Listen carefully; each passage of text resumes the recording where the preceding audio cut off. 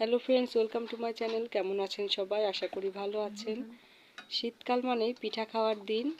তো বন্ধুরা, নতুন নতুন পিঠা রেসিপি পেতে অবশ্যই আমার চ্যানেলটিকে সাবস্ক্রাইব করবেন। তো চলুন আর দেরি না করে শুরু করা যাক।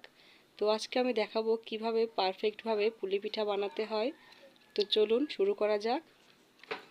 তো এখানে আমি পারফেক্টভাবে একটি ডো তৈরি করে নিয়েছি।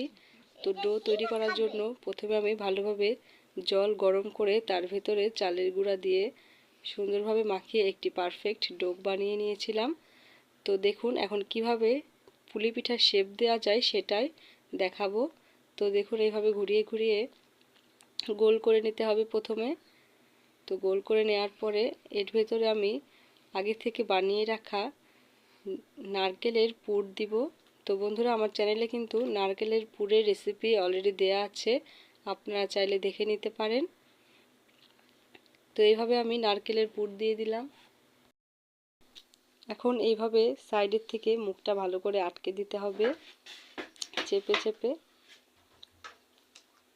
এখন আমি এই সাইড থেকে পুলি পিঠার যেই শেপটা সেটা দিব। এভাবে কিনার থেকে ভেঙে ভেঙে দিতে হবে।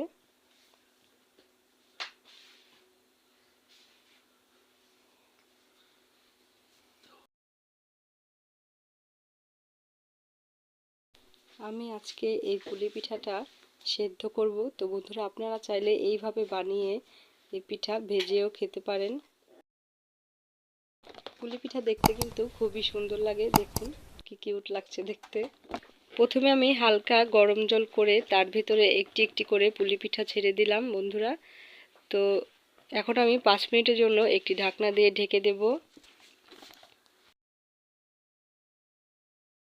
তো 5 মিনিট পরে ঢাকনাটা উঠিয়ে নিলাম। তো পিঠাটা কিন্তু প্রায় হয়ে এসেছে। এখন আমি নামিয়ে গরম গরম পরিবেশন করব সেদ্ধ পুলি পিঠা। ধোয়া ওঠা এই গরম গরম পুলি পিঠা খেতে কিন্তু খুব মজা। তো আপনাদের যদি এই ভিডিওটি ভালো লেগে থাকে অবশ্যই বাসায় একবার হলেও ট্রাই করে দেখবেন। ভালো থাকবেন সবাই।